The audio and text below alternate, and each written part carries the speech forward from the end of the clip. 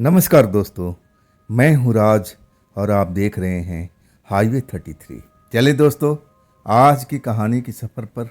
दोस्तों, ये कहानी सरजू जी की है, उत्तर प्रदेश के रहने वाले, प्रयागराज के पास की। और ये जो घटना उनकी घटी थी, ये जो वाक़या बना था, वो साल था 1995 का। सरजू जी के कहना है कि मेरी शादी से पहले मेरे घर में सब कुछ सही चल रहा था। मेरी दो भाभियाँ थी, दो भाई थे। मेरे माता पिता गुजर चुके थे। अब मुझे अच्छी परवरिश भाइयों ने दिया, जोग बनाया, पढ़ाई लिखाई कराया, और भाभी भी हमें अपने बच्चे जैसे प्यार देती थी। लेकिन जब से मेरी शादी हुई और उसके 3 महीने के बाद से मेरे घर में कलेश शुरू हो चुका था। और उन्हीं बीच मेरी जो जॉब थी, जो मैं जॉब करता था, और वो भी छूट चुकी। मैं बहुत ही परेशान था। सबसे ज़्यादा परेशानी मुझे अपनी पत्नी से थी। मैं उसको समझाता था कि तुम भाभीयों की मदद किया करो, जो कहती है उनका कहना मानो। लेकिन मेरी जो पत्नी थी ना, सारा उल्टा काम करती थी। भाभी सुबह सुबह सब उठ जाती थी, भाइयों को अब नाश्ता वगैरह बनाना था, लंच देना था, तड़के उठती थी। लेकिन जो मेरी पत्नी थी ना, वो तो 8 बजे से पहले उठ के राजी नहीं होती थी। घर में कलेश बढ़ता गया, और ऐसा एक वक्त आया कि मेरी पत्नी मेरा घर छोड़ करके और मायके जा बैठी। उसका कहना था कि तुम अलग हो जाओ और तभी मैं तुम्हारे घर में आऊँगी। ढंग की नौकरी पकड़ो, पैसा कमाओ और तब मुझे लेके आना, लेकिन इस घर में नहीं, अलग के घर में। मैं ऐसा काम कैसे कर सकता था? मैं अपने भाइयों के साथ अब ऐसा तो बर्ताव नहीं करता था। मुझे बहुत ही शर्मिंदा होना पड़ा था। खैर, इसमें मेरा कोई दोष नहीं था। ये जो शादी मेरे भाइयों ने अरेंज मैरिज कराई थी, मैंने कोई लव मैरिज नहीं किया था। उनको पूछताछ कर लेना चाहिए, लड़की कैसी है, लड़ाकू है या कैसी है। मेरी कोई गलती नहीं थी, लेकिन मैं अंदर से बहुत हिल चुका था। मेरी तो नौकरी छूट गई थी, और इसके बाद अब घर में जो ताना था ना, मेरी जो भाभी मुझे प्यार से हैंडल करती थी, बच्चे के समान रखती थी, और कुछ न कुछ देर पर जब मैं घर में रहता था तो ताना तो ज़रूर सुनने के मिलता था। महारानी है, महारानी गई है ना, देखना एक दिन लौट के आएगी। अभी जब से आई है तब से घर में, अब मैं कहूँ ना कि क्लेश के अलावा कुछ नहीं मिलता था। घर में तो रुकने का मन नहीं करता था। जब घर में चेचे चेचे होना शुरू हो जाता है ना, तो कोई भी जो है ना, उसका दिमाग तो ज़रूर ख़राब होता है। अब उसके बाद मेरे भाभीयों ने तो नहीं बोला, लेकिन भाइयों ने ज़रूर बोला कि जा अपने पत्नी को लेके आ। मैं गया भी लेने के लिए, लेकिन मेरी पत्नी आने को तैयार नहीं हुई।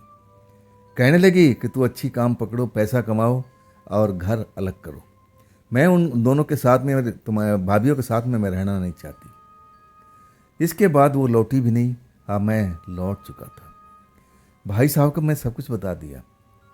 चिंता में डूब गए थे, और कहने लगे कि सरजू, अब बच्ची है ना, ज़्यादा दिन शादी का नहीं हुआ ना, चलो जैसे जैसे है वक्त गुजरता जाएगा, अब उसको सोच अच्छी हो जाएगी, तुम चिंता मत करो, तुम चिंता मत करो।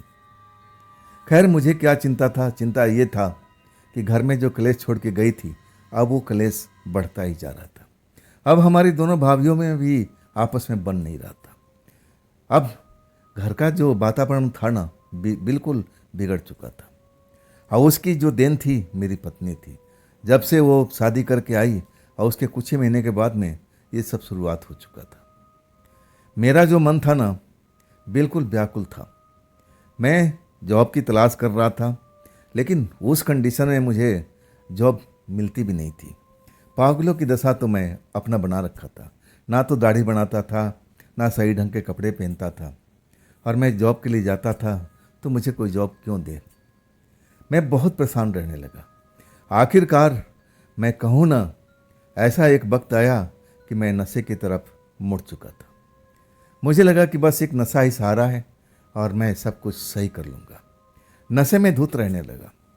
शाम के टाइम मैं घर से बाहर निकल जाता था, दूर दूर अकेले में जा कर के रोड के किनारे चुपचाप कहीं पर बैठता था, अपने बारे में सोचता था। अब मैं सोचता था कि मेरी पत्नी को कब अकल आएगा। नशे में डूबा रहता था। ऐसा मुझे लत अब हो चुका था। और इसके बाद मैं एक बार और गया था, जबकि मुझे किसी ने नहीं कहा था। मुझे लगा कि इस बार जाऊंगा, मनाऊंगा तो मान जाएगी, लेकिन वो नहीं मानी। मुझे फिर लौटना पड़ा। वो लौटते वक्त बोली कि जब तुम्हारे में दम हो, मुझे रखने का पैसा हो, नया घर हो, तब मुझे लेने के लिए आना, ऐसे मत ताना। मैं उसके ताने से बहुत ज़्यादा व्यथित था। नशा में अब और ज़्यादा डूबने लगा। मैं सोचने लगा कि मैं ऐसा क्या काम करूं, ऐसा कौन सा काम मुझे जल्दी पैसा दे दे। ऐसा काम तो मुझे कोई सोच नहीं रहा था।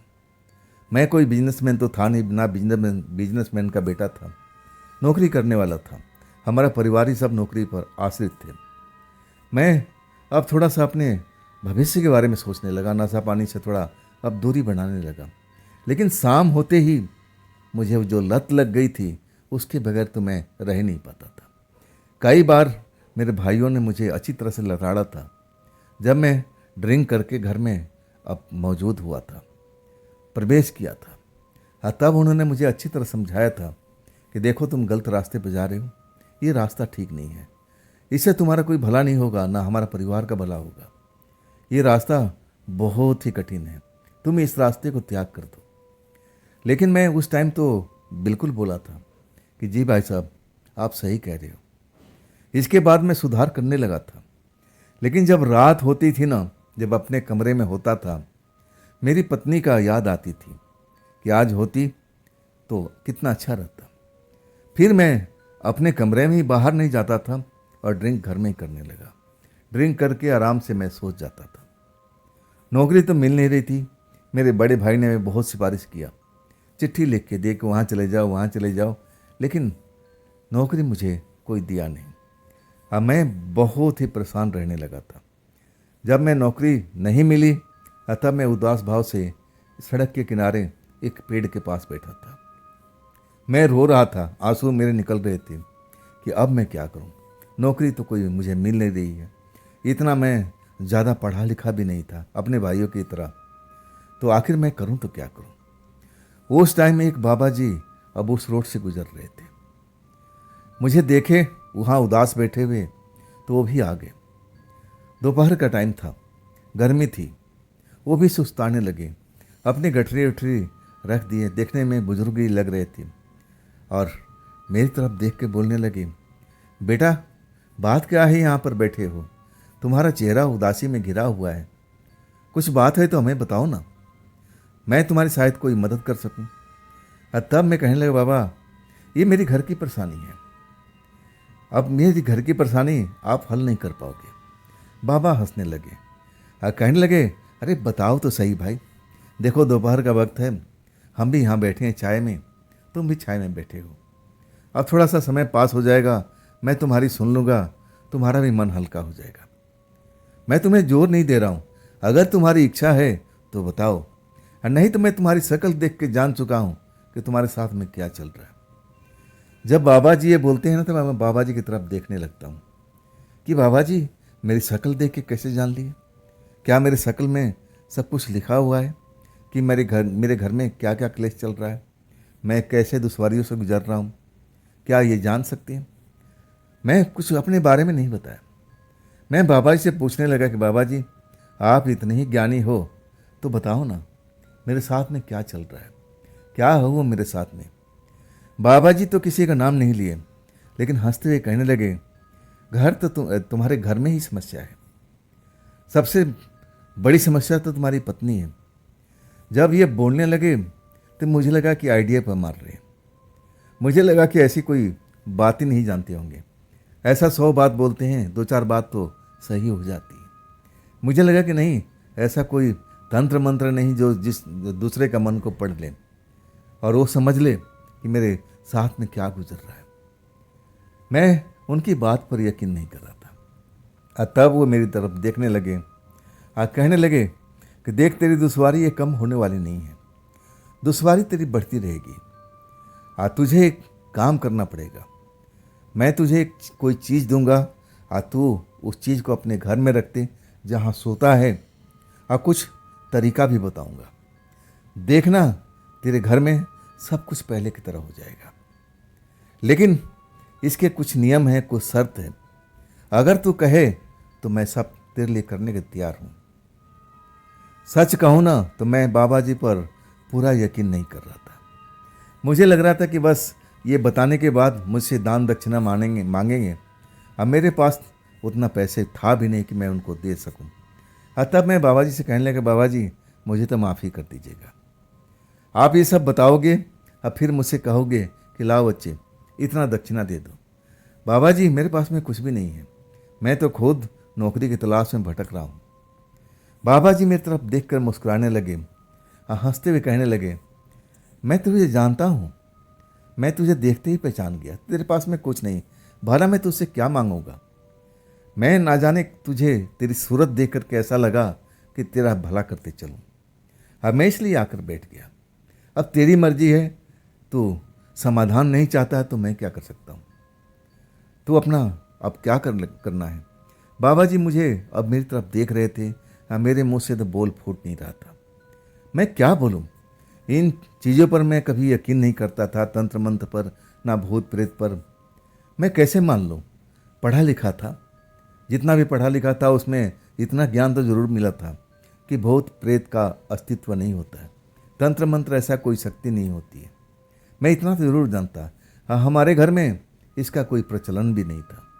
भूत प्रेत पर कोई विश्वास भी नहीं करता था, ना मेरे बड़े भाई, ना छोटे भाई, और ना मेरे जब बापू जिंदा थे, और ना मेरी माँ। इन शक्तियों पर कभी वो विश्वास नहीं करते थे। मुझे लगने लगा कि मैं हाँ बोलूँ या ना बोलूँ। और तब बाबा जी कहने लगे कि देख ले, मैं अब जा रहा हूँ। अगर मैं चला गया और तू मुझे बुलाने लगेगा कि बाबा जी रुक जाओ, तो मैं रुकूंगा नहीं।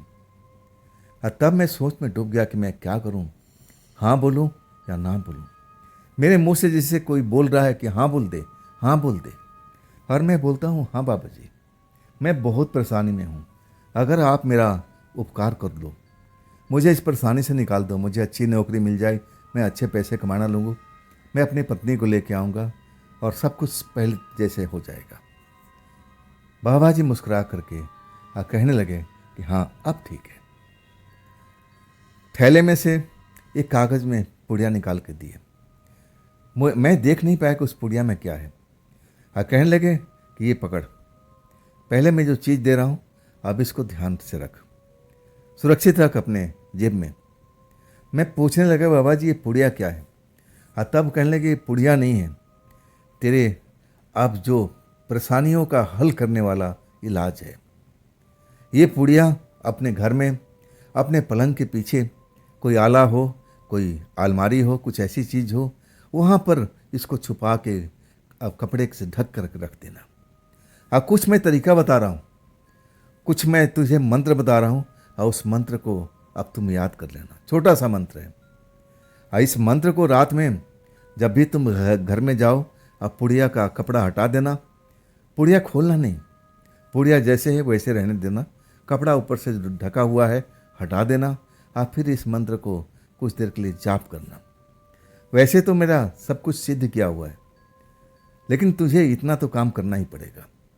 देखना सब तुम्हारी पहले जैसे हालात हो जाएगा। मैं कहने लगा, क्या बाबा इसमें ऐसा कुछ है, तंत्र मंत्र है, कोई शक्ति है। बाबा जी मुस्कुराने लगे और कहने लगे, हाँ इसके अंदर में एक शक्ति कैद है। उस शक्ति को तुझे अब जागृत करना है मंत्र के द्वारा।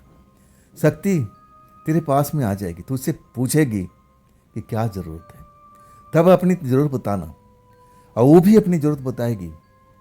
दोनों हाथ से ताली बजना चाहिए। जब सुन लिया बाबा जी की बात, मुझे डर लगने लगा था कि कहीं मैं तंत्र मंत्र का शिकार तो नहीं बन रहा हूँ, मैं ऐसा कुछ तो गलत नहीं करने जा रहा हूँ। बाबा जी जैसे मेरे दिमाग की बातें समझ गए थे और कहने लगे, डर मत, तू इसका ख्याल रखना और वो तेरी ख्याल रखेगी। ताली दोनों हाथ से बजने चाहिए। और जब तुझे लगता है कि सब कुछ सही हो गया है, तब इसको एक मंत्र और है, उसको पढ़ना और इसको बोल देना कि तू चली जा, वो मेरे पास में आ जाएगी। बस इतनी सी बात है। मैं तो एकदम डर गया था, हाथ पैर कांप रहे थे कि मैं करूं तो क्या करूं। बाबा जी कहने लगे, डरने की जरूरत नहीं है, जैसा मैं कहा हूँ अब वैसे करना। हाँ, उस शक्ति को थोड़ा ख्याल भी रखना। जो मांगे और तुझे देना पड़ेगा, उसमें नाम मत करना, नहीं तो तुझ पर वो नाराज हो जाएगी। इसके बाद बाबा जी बहुत कुछ बताए। आप फिर अपने रास्ते चले गए। मैं काफ़ी देर तक उस दोपहर में पेड़ के पास बैठा रहा। मेरा कंठ सूख रहा था। मेरे हाथ पैर जैसे कांप रहे थे कि मैंने कोई गलत काम तो नहीं कर लिया। मुझे ऐसा काम करना चाहिए था कि नहीं करना चाहिए। अब बाबा जी बोले थे चेतावनी दे करके, इस बात को बस अपने तक सीमित रखना है। अपने भाइयों या किसी भी दोस्त, किसी संबंधी को इसके बारे में नहीं बताना है। अगर तू बताओगे तो तुम्हारा उल्टा नुकसान हो जाएगा। तुम्हारे घर के अब समझ लो सर्वनाश होना शुरू हो जाएगा। तब मैं डर गया था। मुझे लगा कि मैं अनजाने में एक गलत शक्ति ले लिया हूँ। अब फिर मेरे मन में ख्याल आता है, कहीं बाबा जी की बात झूठी निकले तो। चलो अच्छा है, झूठी निकल जाए तो और बढ़िया है। लेकिन मैं डरा हुआ था। बाबा जी ने कहा, ये पुड़िया कहीं पर में मत फेंकना, बिल्कुल संभाल के रखना। और जब तुम्हें लगता है कि तुम्हारा काम पूरा हो चुका है, तब उस मंत्र को पढ़ करके पुड़िया है ना, अब उसको ढक देना। पुड़िया अपने आप चली जाएगी। तुम्हें कहीं फेंकने की जरूरत नहीं है। अगर तुम गलती से कहीं इधर उधर फेंक दिए तो तुम्हारा नाश का कारण बन जाएगी। सबसे पहले तुम्हारा नुकसान करेगी पत्नी के, और इसके बाद तुम्हारे परिवार के जो प्रिय सदस्य हैं उनको नुकसान पहुंचाएगी। आखिरी नंबर तुम्हारा आएगा। मैं बहुत कुछ सोच विचार रहा था कि मैंने गलती कर लिया है, ऐसा मुझे नहीं करना चाहिए।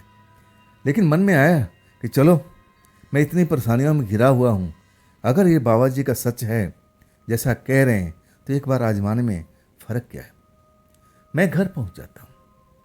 घर में आकर के दरवाज़ा बंद कर लेता हूँ और मैं सोचता रहता हूँ कि मैं अब कब करूँ ये सब चीज़ें। बाबा जी ने बताया था कि रात के टाइम में, लेकिन अभी तो शाम था, मुझे भूख भी लगी थी। इसके बाद मैं उस रात को ड्रिंक नहीं करता हूँ। मुझे लगता है कि आज मुझे ये काम करना चाहिए और इसके बाद देखते हैं कि रिजल्ट क्या आता है। और तब मैं भोजन करूँगा, ड्रिंक करूँगा। भाभी से खाना ले करके अब मैं आकर के ढक के रख दिया था। जब रात हो गई ना, मेरे परिवार के पूरे सदस्य सो गए थे और तब मैं उस मंत्र को आज जैसे बाबा ने बताया था सब कुछ करता हूँ। कपड़े से ढक के और उस मंत्र को प्रयोग करता हूँ, लेकिन कुछ नहीं होता है। मैं मंत्र को न जाने कितनी बार पढ़ चुका था। मुझे लगा कि बाबा ने मुझे तो बस ऐसे ही बेवकूफ़ बना दिया है। अच्छा हुआ कि मुझसे कुछ पैसे नहीं मांगे, नहीं तो मैं तो ठगा ही जाता। मैं अब सोच लिया था कि ये सब कोई शक्ति उक्ति नहीं होती है, ये झूठ मूठ का प्रपंच है। और होती तो बाबा जी इधर उधर क्यों भटकते, वो भी आराम से शक्ति के साथ जो चाहते मंगवाते, जो मर्जी ऐश करते। उनको भटकने की जरूरत क्या थी। अब इसके बाद मुझसे रहा नहीं गया। टाइम भी अच्छा, अब रात हो चुकी थी। अपना पौवा निकालता हूँ और खाना खाते वक्त अपना पैग लेने लगता हूँ। खाने पीने के बाद मैं फिर एक बार उस पुड़िया की तरफ देखता हूँ और फिर कपड़े से ढक देता हूँ। मुझे लगा कि सब झूठ है। ऐसी शक्ति होती तो बाबा इधर उधर थोड़ी भटकते। चलो देखा जाएगा। अब फिर मैं अपने बिस्तर पर सो जाता हूँ।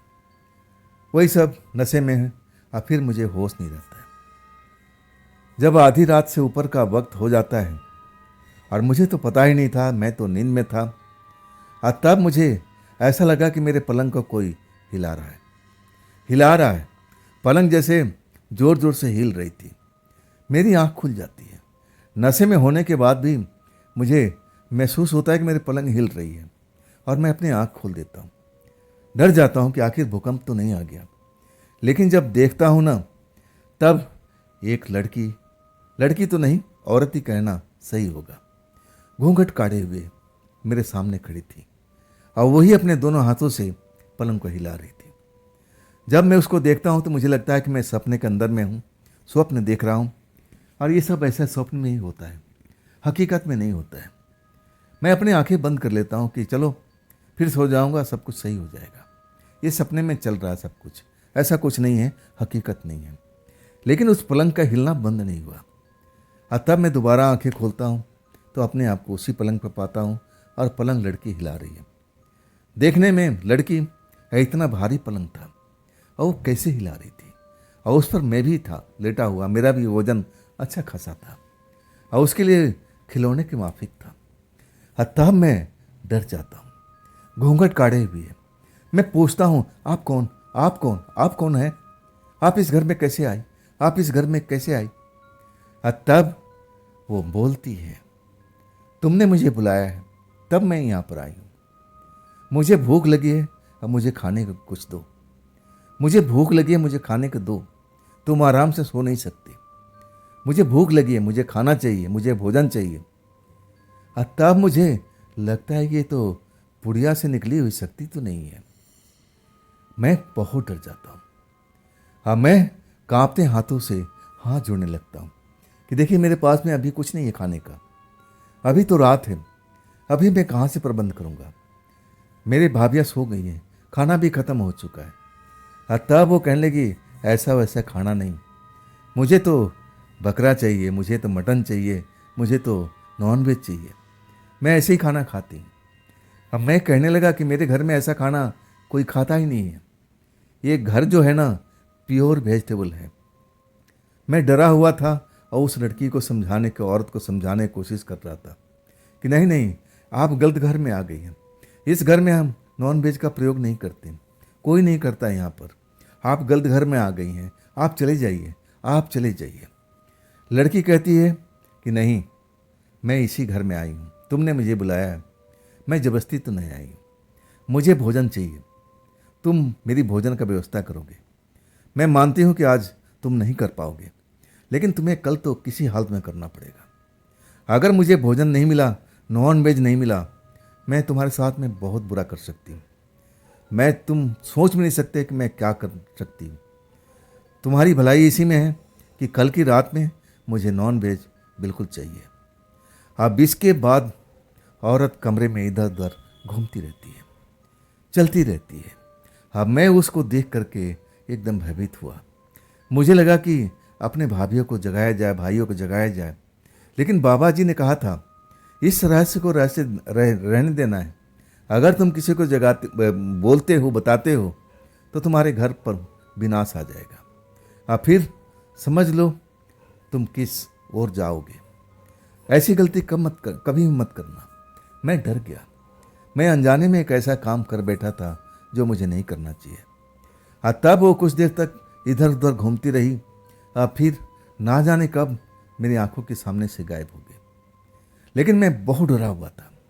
मुझे लगा कि है इसी कमरे में, शायद वो पुड़िया के अंदर चली गई है।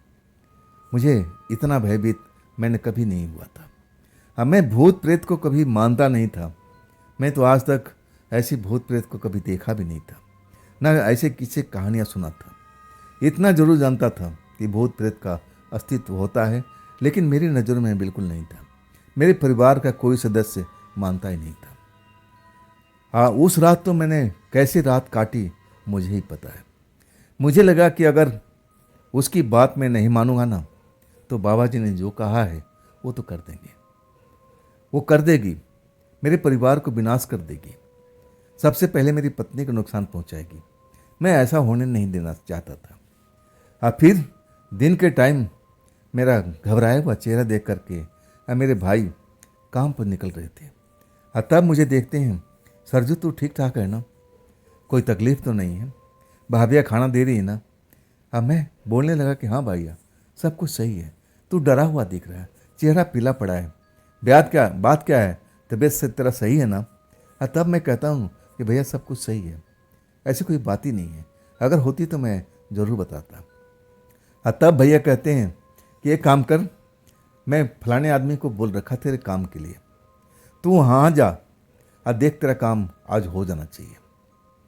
मैं जब सुनता हूँ ना तो मन ही मन खुश होता हूँ, और मुझे लगा कि मैं जाऊँगा और काम तो लगेगा नहीं जैसे पहले मेरे साथ में होता है। मैं जानता था कि मुझे खुश होने की ज़्यादा ज़रूरत नहीं है, लेकिन भैया के सामने तो खुश होना ही पड़ेगा। मैं खुश हो जाता हूँ, भैया को बोलता हूँ कि अच्छी बात है भैया, मैं निकल जाऊँगा, कितने बजे तक जाना है। तब वो टाइम बताते हैं कि 3 बजे से पहले पहले पहुँच जाना, नहीं तो वो निकल जाएंगे। मेरा जाने का तो मन नहीं था, मुझे मालूम था कि मुझे जॉब तो मिलेगी नहीं। जैसी मेरी हालात चल रही है ऐसा मुझे जॉब कोई देगा नहीं। लेकिन जब मैं वहाँ पहुँचता हूँ ना, तब वो जॉब मुझे मिल जाती है। जब ऐसी वैसी नहीं थी, एक जिम्मेदारी का काम था। मुझे एक गोडाउन का पूरा इंचार्ज बना दिया गया था। किस गोडाउन को तुम्हें संभालना है, देखना है, कोई उसमें हेरा फेरी ना हो, कुछ ऐसा चोरी चकारी ना हो। जिम्मेदारी भी थी और साथ में पैसा भी अच्छा था। मुझे अपने आप पर विश्वास नहीं था कि इतनी बड़ी जिम्मेदारी मुझे कैसे मिल सकती है। तब मुझे बाबा जी का ध्यान आता है। बाबा जी ने कहा था कि देख, वो शक्ति तेरे घर में प्रवेश करेगी ना, तेरा अगर तू उसको ख्याल रखेगा ना, तेरा साथ जो बना बिगड़ा हुआ काम है ना, सब कुछ अच्छा हो जाएगा। तेरी घर के हालात सब कुछ पहले जैसा हो जाएगा, घर में शांति हो जाएगी। लेकिन उसका तुझे ख्याल रखना पड़ेगा। ताली दोनों हाथ से बजनी चाहिए, एक हाथ से कभी बजती नहीं है। उसको तो मुझे नाराज़ नहीं करना है। तब मुझे लगा कि शायद उसी शक्ति का काम है। मैं नौकरी का जो खुशी था ना, मैं बर्दाश्त नहीं कर पा रहा था। मैं तो सोचा भी नहीं था कि इतनी बढ़िया नौकरी और जिम्मेदारी की नौकरी मिलेगी, और इतना पैसे वाली। मैं तो खुशी के मारे झूम रहा था। तभी मैं सोच लिया कि हाँ, उस प्रेतात्मा को, जो आत्मा है हमारे घर के अंदर में, उसी की वजह से हुआ है। मुझे उसका ख्याल रखना पड़ेगा। मेरे पास जितने पैसे थे वो तो कम थे, फिर मैं अपने यार दोस्तों से कुछ मदद लेता हूँ। फिर मैं होटल से उसके लिए नॉन वेज बनवा करके और चुपचाप अपने घर में लाता हूँ, रख देता हूँ। भैया पूछते हैं कि क्या हुआ, तेरा जॉब का क्या हुआ। तब मैं पूरा खुशखबरी देता हूँ। घर में जैसे रौनक पहले जैसे हो जाती है। भाभियाँ भी खुश, भैया भी दोनों खुश। अब मुझे देख करके बड़ा एकदम आश्चर्य लगा कि देखो ना, आज ही ये प्रेतात्मा रात में आई और इसके बाद में सुबह में सब कुछ बदलने लगा। मुझे लगा कि बाबा ने एक एक बात सत्य कहा है, मुझे इसका ख्याल रखना पड़ेगा। इसके बाद में उस प्रेतात्मा लड़की का अब ख्याल रखने लगा था। जो भी मुझे कहती थी रात को कि मुझे ये भोजन चाहिए कल के डेट में, कहीं ना कहीं से मैं अप्रबंध करके और उसके लिए लेके आता था। आज ज़्यादातर वो नॉन वेज ही खाती थी। नॉन वेज के अलावा कभी भी रोटी और सब्जी का उसने मांग तो किया नहीं था। हाँ, ड्रिंक भी मांगती थी, दारू भी मांगती थी, लेकिन बढ़िया वाला, जो मेरी बुत्ते से बाहर था। नौकरी तो लग गई थी लेकिन पैसा नहीं था, लेकिन अपने दोस्तों से कर्ज वर्ज ले करके और उसका वो भी शौक मैं पूरा करता था। अब इसके बाद हमारे घर के जो हालात था ना, बिल्कुल शांत हो चुका था। दोनों भाभियाँ जो आपस में लड़ा करती थी ना, अब वो उनमें फिर पहले जैसा प्रेम हो चुका था। मैं देख करके अपने परिवार का बड़ा आनंद आ रहा। अब मुझे लगा कि हाँ, अब उचित अवसर है, अब मुझे अपनी पत्नी के पास जाना चाहिए।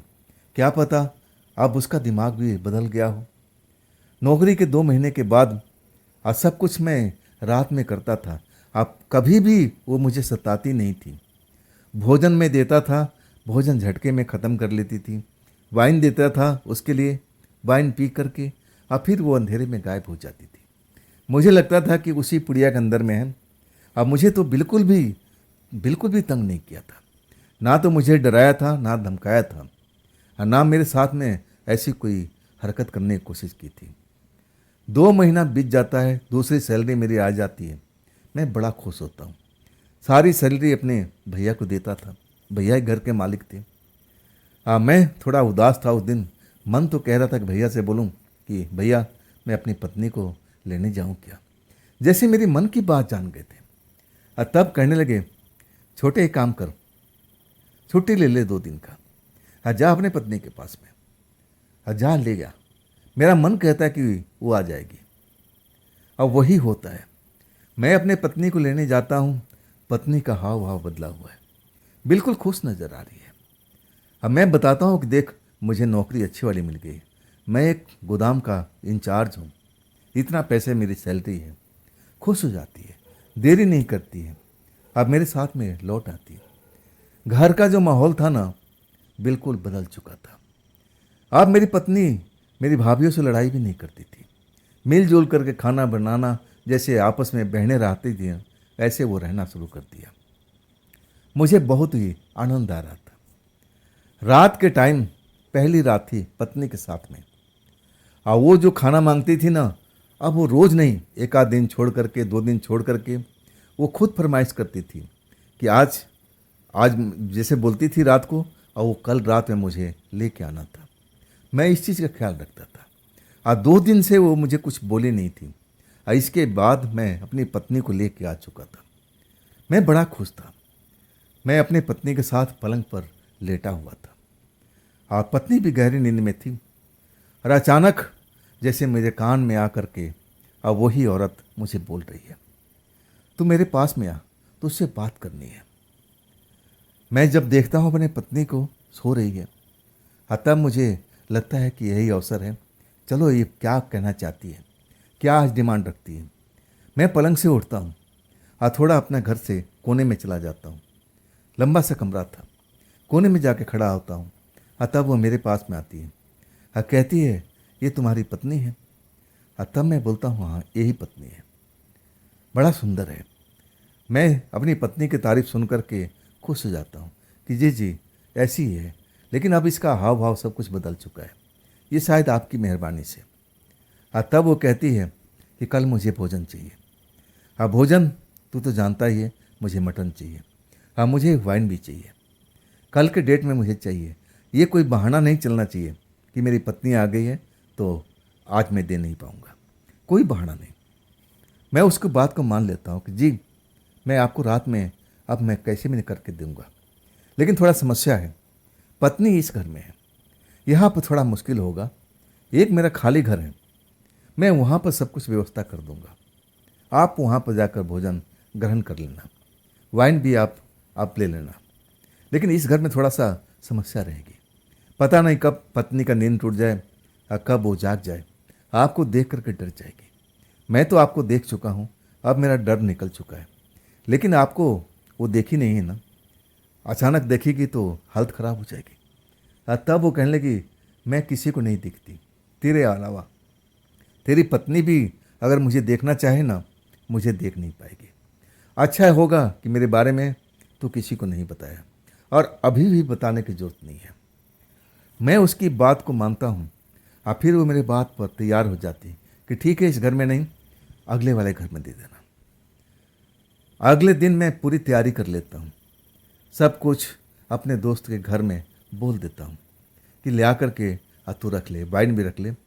तब वो कहता है, उसको तो पहले से जानकारी थी, मैं बता रखा था कि देख हमारे घर में मटन वगैरह तो बनता नहीं। तब उसने पूछा था कि ये किसके लिए है। तब मैं बताया कि मेरी एक दोस्त है, उसके लिए है।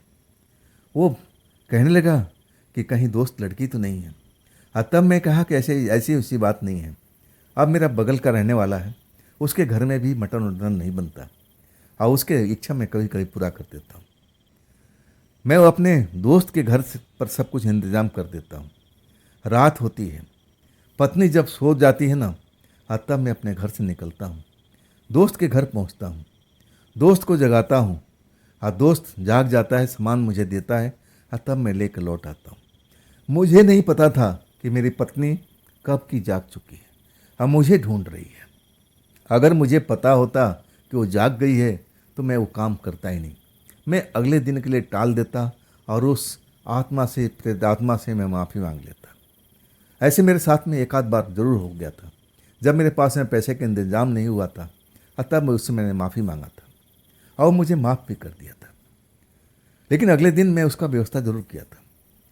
अब आज मैं जब अपना दोस्त के पास जाता हूँ और ले के आता हूँ सब कुछ उसका जुगाड़, तब मुझे मालूम नहीं था कि मेरी पत्नी जाग चुकी है और मुझे ढूंढ रही है। ढूंढते ढूंढते आंगन में आ गई थी, हर आंगन का कोना छान मारी थी, बाथरूम वगैरह सब कुछ देख चुकी थी। तब उसको मन में खटका आ गया था कि कहीं मैं किसी के चक्कर में तो नहीं फंसा हूँ। मैं जब बाहर से आता हूँ ना, तो वो मुझे छुप के देखती है कि आखिर मैं कहाँ गया था, कहाँ से आ रहा हूँ। मेरे हाथों में सामान देखती है, तब भी कुछ नहीं बोलती है। मैं उस घर में रख देता हूँ सारा सामान, घर को बंद करके तब आता हूँ। जब मैं अपने कमरे में पहुँच जाता हूँ ना, तब वो कमरे में प्रवेश करती है। छूटते ही कहती है, किसके पास गए थे? कौन है वो? क्या मेरे से सुंदर है? मैं तो एकदम सन्न रह गया था। मुझे लगा कि आज मेरी चोरी पकड़ी गई। अब क्या होगा? अब क्या होगा? मैं डर चुका था। मैं कहने लगा, शोर नहीं, आराम से, आराम से, मैं तुम्हें सब कुछ बताता हूँ। भैया भाभी को बिल्कुल मालूम नहीं होना चाहिए। तुम आराम से, एक एक बात का तुम्हें जवाब दूंगा। लेकिन वो गुस्से में थी, अनाप शनाप बोली जा रही थी। किसके पास गए थे? कहाँ से आ रहे हो इतनी रात को? तुम उस घर में क्या रखे हो? मैं अपनी पत्नी को समझाने लगा कि मैं तुम्हें सब बताता हूँ, लेकिन ये बात तुम तक सीमित रहना चाहिए, ये बात फैलनी नहीं चाहिए। मैं समझ लिया था कि अब मेरा भेद खुल चुका है। अगर मैं नहीं बताऊंगा तो पहली जैसी हालात मेरी पत्नी कर देगी। वो शांत नहीं रहने वाली है। आखिरकार मैं अपनी पत्नी को सब कुछ बताता हूँ। पत्नी मेरी बात पे यकीन नहीं करती है। कहती है, पहले मुझे उस घर में जाके देखना है कि तुम झूठ बोल रहे हो, सच बोल रहे हो। मैं उसको बोलता हूँ, आओ, मैं उस घर में ले जाता हूँ जहाँ पर मैंने मटन और वाइन रखा था, वहाँ दिखाता हूँ। लेकिन वहाँ पर ना तो मटन मिलता है, ना वाइन की बोतल मिलती है। पत्नी एकदम फिर मेरे पर बरस पड़ती है। कहाँ है वो सब? कहाँ है? मैं बोलता हूँ, तुमने देखा होगा, मेरे हाथों में सामान था ना, मैं रखा था ना गमछे में लपेट करके। मैं उस घर में गया था ना, तुम जब मेरे पीछा अब करी थी तो तुमने देखा भी होगा। तब कहने लगी, नहीं नहीं, मैं कुछ नहीं देखी, मैं उस कमरे में जाते हुए देखा था, मैं कुछ नहीं देखा था कि तुम्हारे हाथ में क्या था। तब मैं कहने लगा कि छोड़ो, अब तुम्हें एक बात पर विश्वास तो करना पड़ेगा। तब वो कहने लगी, कौन सी बात पर? तब मैं बोला, हमारे पलंग के पीछे ये छोटी सी अलमारी देख रही हो ना, यहाँ पर एक पुड़िया है, कागज से ढका हुआ है। मेरी पत्नी कहने लगी, कहाँ है पुड़िया? मैं जब जाता हूँ, कपड़ा हटाता हूँ, तब मुझे देख करके अब एकदम से आश्चर्य होता था। पुड़िया वहाँ पर थी ही नहीं, पुड़िया गायब हो चुकी थी। इसके बाद मेरी पत्नी मुझ पर बरस पड़ी, लेकिन मैं उसको बहुत मुश्किल से शांत किया, हाथ जोड़ करके। अब मैं कहने लगा कि देखो, बाबा की कहानी में पूरा शुरू से अंत तक बता दिया। जब मैं बताया ना, मेरी पत्नी को विश्वास नहीं हो रहा था, और तब उसका मन शांत हो गया था। और कहने लगी, ये देखने में कैसी लगती है, जैसे उसको जलन हो रही हो। मैंने कहा कि मैं उस नज़रिए से कभी उसको देखा नहीं, और ना मैं कभी देखना चाहता हूँ, लेकिन अब सब कुछ तुमने अब गड़बड़ कर दिया है। देखो, अब वो पुड़िया भी गायब हो चुकी है, ना जाने हम पर अब क्या भी बताए, और तब तुम्हारी ही जिम्मेदारी होगी। मेरी पत्नी को मैं अच्छी तरह से समझा चुका था, डरा हुआ था कि ना जाने कल सुबह में हमारे साथ में घर में क्या हो। लेकिन जब सुबह हो जाता है, पत्नी को समझा देता हूँ कि देखो, ये बात तुम्हारे अंदर में रहना चाहिए, ये बात भाभी को तो पता भी नहीं लगना चाहिए, ना किसी परिवार के सदस्य को। मैं काम पे जा रहा हूँ, शाम को लौटूंगा और फिर हम दोबारा से इस विषय पर बात करेंगे। सारा दिन ऑफिस में चिंता में डूबा रहा कि ना जाने अब मेरे साथ में क्या होगा, मेरे परिवार के साथ में क्या होगा। सब कुछ मेरी पत्नी ने अब एकदम उल्टा कर दिया था। मैं बहुत डरा हुआ था। मैं जब शाम को घर लौटता हूँ ना, चिंता से डूबा रहता हूँ। दिल धड़क रहा होगा कि ना जाने और ऐसी कौन सी बुरी खबर मुझे सुनने को मिलेगी। जब मैं घर में डरते डरते जाता हूँ ना, तो घर में सब कुछ सही था। मेरी पत्नी को मैं आज पहली बार इतनी सजते संवरते हुए देखा था। ऐसा मैंने उसको कभी देखा ही नहीं था। मैं जब उसको देखता हूँ तो वो मेरी तरफ मुस्कुराती है, स्वागत करती है। मैं तो आश्चर्य में डूबा हुआ था। ये क्या हो गया? मेरी पत्नी तो ऐसी कभी करती नहीं थी। दिल धड़क रहा है। पत्नी मुझे आदर भाव देकर कहती है, बैठिए, थक गए होंगे, पानी वानी देती थी। मतलब उसका जो मैं देखता हूँ बर्ताव ना, तो मुझे विश्वास नहीं होता है। ये क्या हो गया? ऐसे तो कभी करती नहीं थी जितना अब मेरा स्वागत कर रही थी। मैं एक टक उसको देखते जा रहा था और वो मंद मंद मुस्कुरा रही थी। मुझे रहा नहीं गया और तब मैं पूछने लगा कि आज तुम इतनी सजी संवरी क्यों हो? तब हमेशा की तरह वो बोलने लगी, क्या करूं मैं, सजी सवरी हूं नहीं, क्या तुम्हें अच्छा नहीं लगता है? मैं शांत हो गया। मैं समझ गया कि मामला अभी तक कंट्रोल में है। अगर मैं कुछ पूछताछ करूंगा ना तो कहीं मामला बिगड़ ना जाए। घर में सुख शांति थी, बस मुझे वही तो चाहिए था। रात हुई। रात में भी मेरी पत्नी बड़ी मीठी मीठी मीठी मीठी बातें कर रही थी। ऐसा मेरे साथ में पहली बार हो रहा था, तो आश्चर्य तो होगा ही। खैर मैं थका मांदा था और मैं सो गया। पत्नी कुछ काम कर रही थी। अब उसके बाद मुझे तो कुछ याद ही नहीं रहा। सुबह उठता हूँ, पत्नी एकदम बदली हुई हालात में दिखती है। ऐसा ऐसा अब मैं देख रहा हूँ उसको, जो कभी करती नहीं थी। मेरी भाभीयों के साथ में जाकर खाना बना रही है, सब कुछ कर रही है, मेरे लिए नाश्ता सब कुछ पैक कर रही है। आज जब मैं उसको देखता हूँ ना तो थोड़ा डर तो लगता है कि आज इसका रूप और सब कुछ बदला हुआ नजर आ रहा है। ऐसा ही भगवान सब कुछ चलता रहे, कुछ मेरे घर में कोई बदलाव ना हो, ऐसा कोई संकट मेरे घर पर ना आए। जैसा मेरे परिवार है ना, खुशी परिवार, इसी तरह हमेशा बना रहे। मैं जब ऑफिस जाने के लिए कहता हूँ ना कि मैं अब जा रहा हूँ, टाइम हो चुका है, तब वो लंच सब कुछ मुझे पैक करके दे देती है। अब फिर कहती है 2 मिनट रुको, मेरी बाँह पकड़ करके पलंग पर खींचती है और कहती है बैठो। मैं पूछता हूँ अब क्या है, मुझे देर हो रही है। तब कहती है कि देखो जी, ऑफिस से आओगे ना, मटन ले आना, मेरा दिल कर रहा खाने का। जब मैं ये सुनता हूँ ना, मेरी आधी सांस नीचे और आधी सांस ऊपर हो जाती है। अरे मेरी पत्नी तो मटन खाती नहीं थी, ना हमारे परिवार में कोई ऐसा कुछ चलता था, नॉन वेज तो चलता नहीं था। आज इसका जी ऐसा क्यों कर रहा है? मैं कहने लगा तुम कब से मटन खाने लगी? कहने लगी मैं खाती नहीं थी, लेकिन अब मैं खाना शुरू कर रही हूँ। उसका बोलने का नज़रिया, बोलने का लहजा, मेरी तरफ देखने का नज़रिया एकदम अलग था। मेरे जैसे पूरे बदन में सनसनी फैल गई थी। ये क्या? ये तो सब कुछ वैसी है जो वो प्रेतात्मा लड़की करती थी, बातचीत करती थी, खाना मांगती थी, नॉनवेज मांगती थी। क्या उसी की अब परछाई इसके शरीर में तो नहीं आ गई है? सही कहूँ ना, मैं खौफ में भर गया था। मैं कहने लगा नहीं, इस घर में कोई नॉन वेज चलता ही नहीं है। तब मेरी तरफ घूर के देखती हुई कहने लगी, भूल गए? हर बार जब मैं बोलती थी तब तुम नॉन वेज लाती थी, आज क्या हो गया? कोई नई बात है? मुझे बड़ा झटका लगा।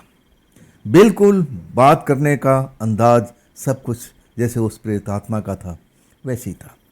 मुझे समझते देर नहीं लगी कि वही प्रेतात्मा अब मेरी पत्नी के शरीर में अपनी जात घुसी है।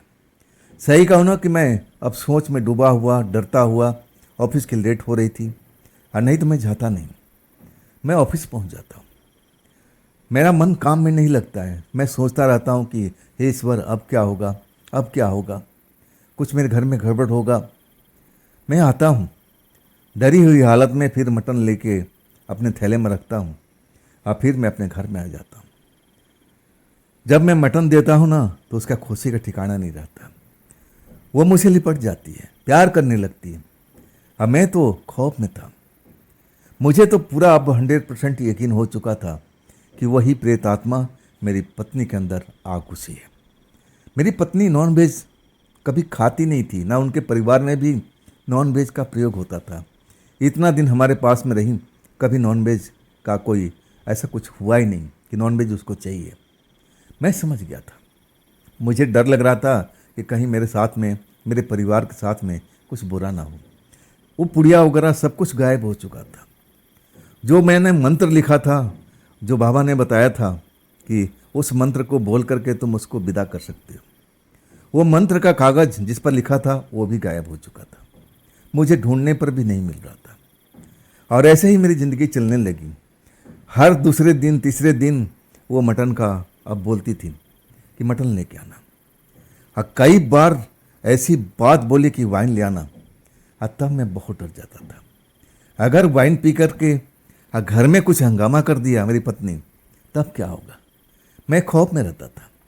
लेकिन जब मुझे आंखें तरेर के बोलती थी ना, मुझे दहशत हो जाती थी, मैं डर जाता था। अब फिर बोलता था कि हाँ हाँ ले आऊँगा ले आऊँगा। मैं चाहता था कि हमारा घर में कोई बिखराव ना हो, जैसा सुख शांति अभी बनी है वैसे मेरे परिवार में चलता रहे। अब मैं उसके लिए हर कोशिश कर रहा था। मैं जानता था कि वो आत्मा मेरी पत्नी के शरीर में है। अब मैं सब कुछ जानते हुए भी अब मैं अपने परिवार में किसी से बात नहीं कर रहा था। हाँ, कुछ बदलाव उसमें जरूर आए थे। मेरे भाभीियों ने नोट किया था, मुझसे पूछे भी थे ये ऐसा क्यों करती है। मैं बोला कि भाभी अब छोड़ो ना, छोटी छोटी बात पर आप लोग अब नज़र थोड़ी रखा जाता है। मैं भाभीियों को समझा दिया था। दिन भर भाभीियों के साथ हंसी मजाक पहले किया नहीं करती थी, लेकिन अब हंसी मजाक का अब एक दौर चलता था। भाभीियों को दोपहर में सोने नहीं देती थी, उनसे हंसी मजाक ऐसा चलता रहता था। तो जो मेरे पत्नी के अंदर में बदलाव हुआ था ना, भाभीियों को भी लग रहा था कि ऐसे तो मेरी पत्नी थी नहीं। लेकिन मैं जानता था इसके शरीर में वही प्रेतात्मा अब पूरी तरह से आज़ाद हो गई थी। शरीर में जाकर के एक तरह से उसको आज़ादी मिल गई थी और वो अपने मन की सारी ख्वाहिशें पूरी कर रही थी। आखिरकार ऐसे ही हमारा परिवार चलने लगा। मैं उस बाबा को खोज में लगा रहा कि कहीं पर बाबा मिले, कहीं पर बाबा मिले। उस मंत्र को मैं खोज रहा था जो कागज़ पर लिखा हुआ था, लेकिन पुड़िया के साथ सब कुछ गायब हो चुका था। पूरे 6 महीने बीत चुके थे और मैं ये सब भुगत रहा था। जो मेरे घर में मटन अब नहीं आता था वो मैं उसको लाता था, वाइन नहीं आते थी वो सब कुछ मैं लाकर पत्नी को देता था। और सबसे बड़ी कमाल की बात थी कि वाइन पीने के बाद में मेरी पत्नी को कोई नशा वशा नहीं होता था, नॉर्मल रहती थी। तो वाइन कहाँ जाती थी? मैं जानता था सब कुछ उस प्रेतात्मा का शरीर में जा रहा है। मेरी पत्नी का इसमें कोई दोष ही नहीं था और मैं अपनी पत्नी से बेहद प्यार करता था। मैं कई बार सोचा कि मैं किसी तांत्रिक के पास में जाऊं, और तब मुझे डर लगता था कि कहीं वो नाराज़ हो गई और फिर हमारे घर में कुछ बुरा ना होने लगे। इसलिए मैं डरा हुआ था। 6 महीने बीतने के बाद हमारे घर में कुछ मेहमान आते हैं गंगा नहाने के लिए। ऐसा ही कुछ चल रहा था, मेला वगैरह गंगा स्नान का। और हम पूरा परिवार और वो हमारे मेहमान भी हम गंगा के अब किनारे जाते हैं स्नान करने के लिए, मेला घूमने के लिए। और उसी जगह पर दोपहर का टाइम था, बाबा जी मुझे दिख गए। हाँ, पहले से कमज़ोर ज़रूर दिख रहे थे। मुझे पहचानने में बड़ा दिक्कत हुई, लेकिन जब मैं उनके पास पहुंचा ना, तब मैं पहचान चुका था। बाबा जी का चरण पकड़ लिया। बाबा जी मुझे देख करके हैरान, कौन हो कौन हो। तब मैं उनको याद दिलाया कि बाबा जी मैं वही लड़का हूँ जो भरी दोपहरी में आप पेड़ के पास मिले थे और आपने वो पुड़िया दिया था, याद है आपको? तब बड़ा मुश्किल से उनको याद आता है। कहते हैं हाँ हाँ, अब सब कुछ घर में सही है ना, कुछ गड़बड़ तो नहीं हुई ना, उस प्रेत आत्मा को तुमने विदा कर दिया ना। तब मैं हाथ जोड़ने लगा कि बाबा जी मैं विदा नहीं कर पाया। अब मेरी पत्नी के अंदर में सब कुछ मैं अब आंसू बहाते हुए सब कुछ बताने लगा कि बाबा जी मेरी मदद कीजिए, बाबा जी मेरी मदद कीजिए। आखिरकार उन्होंने मेरी मदद किया था। कहने लगे कि तू चिंता मत कर, अभी गंगा स्नान करने जा रहा ना, जा स्नान कर ले, अपनी पत्नी को भी स्नान करा, तब मेरे पास में लौटना, तब मैं अब उसका इलाज कर दूंगा। अब वही होता है, मैं अपनी पत्नी को गंगा स्नान कराता हूँ, परिवार सहित सब गंगा स्नान करते हैं। तब मैं बाबा जी के पास में आता हूँ। बाबा जी जिस जगह पर बैठे थे वो उस जगह पर तो थे नहीं। मेरा तो होश उड़ चुका था कि बाबा जी कहाँ गायब हो गए। लेकिन कुछ दूर के बाद मुझे दिखाई दे दिए। अब फिर मैं उनके पास में जाता हूँ, हाथ जोड़ता हूँ कि बाबा जी आप मेरा कल्याण कर दो, उसको अब विदा कर दो मेरी पत्नी के शरीर में।